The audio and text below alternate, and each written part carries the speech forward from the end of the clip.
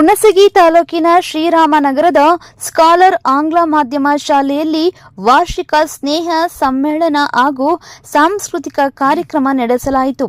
David D'Souza ಮಾತನಾಡಿ, ಮಕ್ಕಳು mobile ಬಳಕೆ ಬಿಟ್ಟು ಪುಸ್ತಕ ಓದುವ ಹವ್ಯಾಸ ಬೆಳೆಸಿಕೊಳ್ಳಬೇಕು ಎಂದು ಸಲಹೆ ನೀಡಿದರು.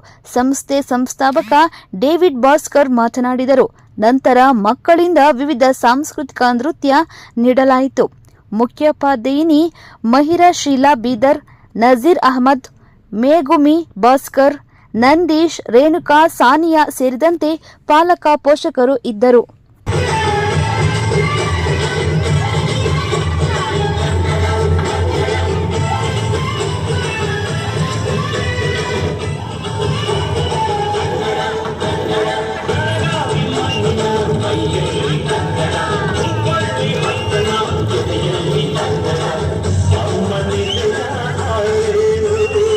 ಸ್ವಚ್ಛ